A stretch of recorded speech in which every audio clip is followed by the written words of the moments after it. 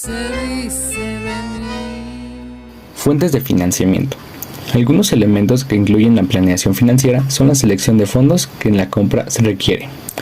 Una vez que se determine el monto de la inversión necesaria, así como la rentabilidad que se desea obtener, debe considerarse la fuente de recursos o de fondos.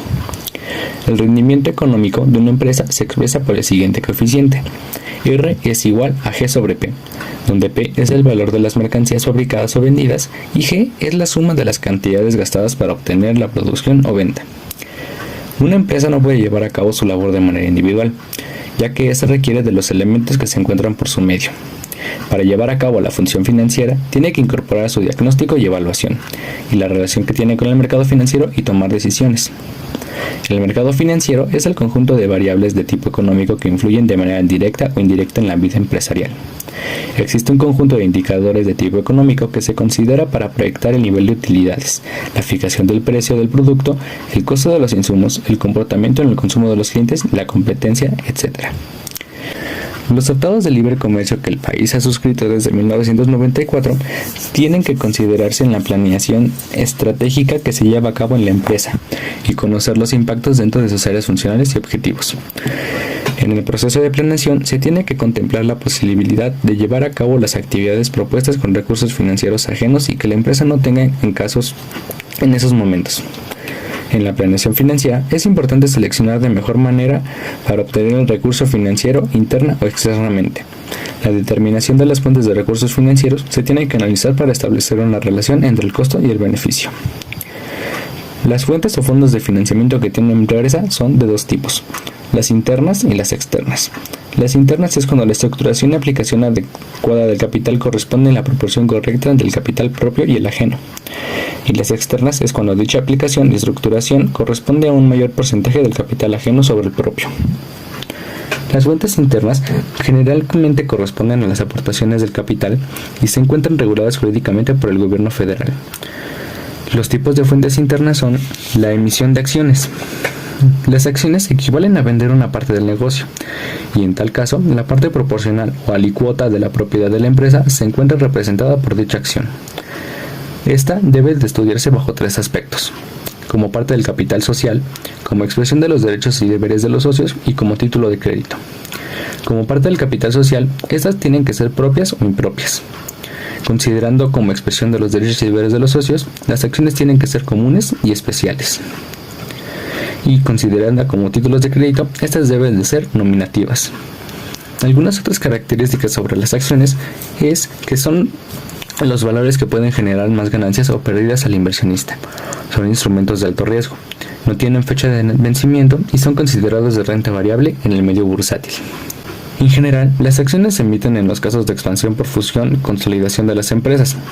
El comprador de acciones o valores de renta variable como empresa en renglones tan importantes como los siguientes: situación del activo total, fijo, circulante y diferido, pasivo a corto y mediano plazo, constitución del capital social, ventas cerradas del último ejercicio, la tendencia de empresa en ese renglón, los resultados de la operación, su comportamiento en deducciones como el pago de intereses, el resultado neto de la empresa y su tendencia histórica, así como la estructura organizativa, mandos responsables, toma de decisiones y grupos informales, etc. Proceso de reclutamiento, selección, inducción y desarrollo. Para todos los casos anteriores existen instrumentos de medición que nos proporciona la psicología. Son los denominados test psicométricos, o bien prueba psicométrica. El nombre correcto de esta etapa debería ser pruebas psicológicas. Sin embargo, esta denominación es interpretada por los candidatos con una connotación clínica. Generalmente opinan: yo soy una persona cuerda, no estoy loco. Así para evitar falsas apreciaciones que pueden sesgar los resultados. En el ambiente administrativo se prefiere denominar la etapa pruebas psicométricas. Podemos considerar el test como un reactivo que, aplicado a un sujeto, revela y da testimonio del tipo o grado de su aptitud, de su forma de ser o del grado de instrucción que posee. Estos reactivos o test constan de preguntas, tareas, estímulos, situaciones, etc., que intentan poner de relieve una muestra de las conductas del sujeto, representativa de las características que se requiere apreciar o medir.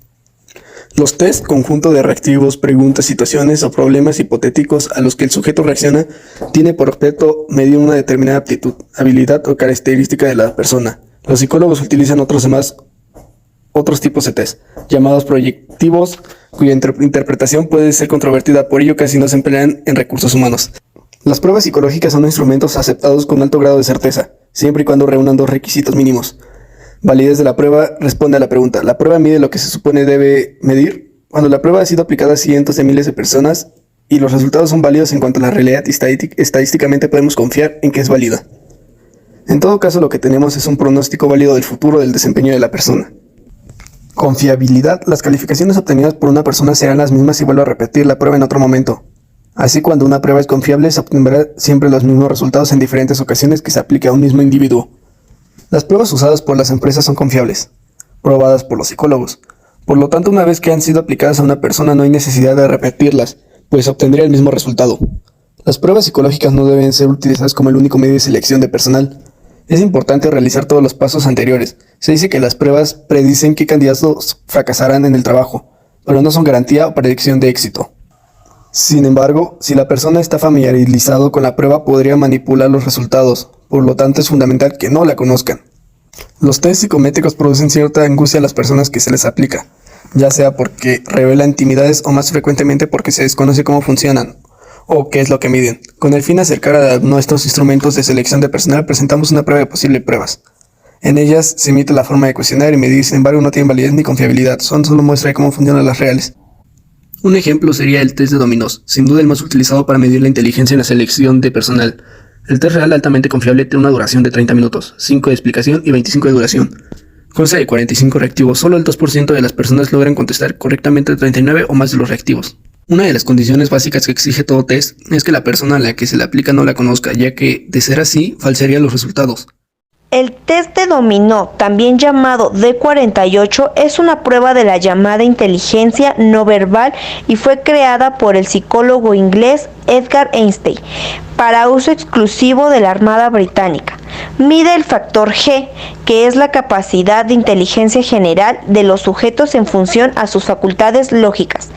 Este test, sin duda, el más utilizado para la inteligencia en la selección del personal, un test real, altamente confiable. Tiene una duración de 30 minutos con 5 de explicación y 25 de duración.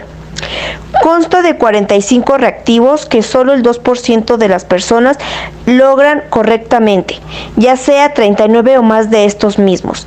Según el modelo original diseñado por Einstein, cada página del test de inteligencia del dominó estaría definido por un principio: simetría, alternativa y progresión simple, asimetría, progresión circular, progresión compleja, combinación de principios previos, adición y sustracción.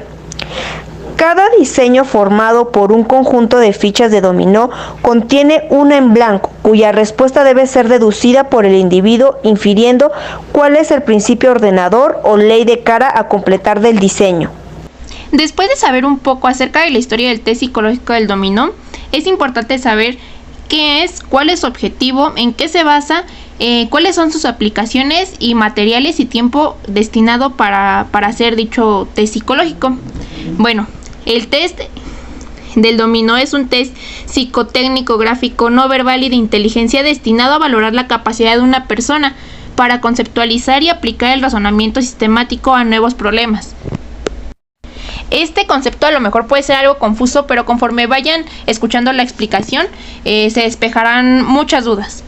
Y bueno, el test se basa en encontrar la ficha que continúe en la serie que se propone en cada pregunta. El concepto de serie no lo llevemos de una manera muy simple, sino que tiene su cierto grado de dificultad responder o encontrar la ficha que sigue, ya que no es como algo que hagamos cotidianamente en el área académica. Tiene cierto grado de dificultad, como ya mencioné, ya que no es de 2, 4, 6 y ya vimos que va de 2 en 2.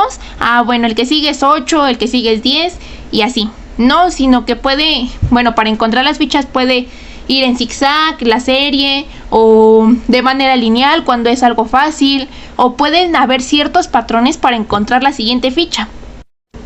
Este test tiene como objetivo medir la inteligencia G, o en pocas palabras, o mejor dicho, en otras palabras, la inteligencia en general. Dicha cualidad está relacionada con las capacidades lógicas del individuo. Esta prueba también está considerada como un test psicotécnico, como al inicio mencioné. La prueba del dominó pertenece a las clases llamadas pruebas de poder, es decir, pruebas que pretenden medir puramente la habilidad de los sujetos, en contraposición de las pruebas de rapidez que se basan en medir la velocidad del trabajo. Ahora bien, hablemos de la aplicación del test psicotécnico del dominó. El test también es denominado D48. Se sigue utilizando en distintos campos, tales como la psicología clínica, la selección de personal, que es un punto clave del cual este es el tema principal de esta exposición, en la selección del personal, y posteriormente verán por qué. Y además de la orientación psicopedagógica y vocacional. Si recuerdan en los cursos de Comipems, en los exámenes incluso, hay esas pruebas, esos test del dominó, donde nos muestran fichas de dominó como tal, por eso se llama test del dominó. Y de ahí nosotros debemos de tener la habilidad de ver cómo va la serie, si es en zigzag, si tiene cierto patrón, si es lineal y demás, para encontrar la última ficha o la ficha que sigue.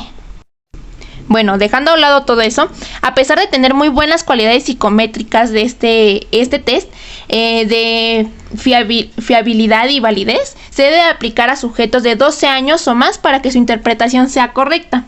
Se ha llegado a aplicar hasta a los 65 años, pero se ha podido comprobar que esta edad se le dificulta la ejecución de este experimento. Ahora, para finalizar mi explicación, yo les explicaré, o más bien les daré un breve explicación del tiempo y material que se necesita para dicha prueba.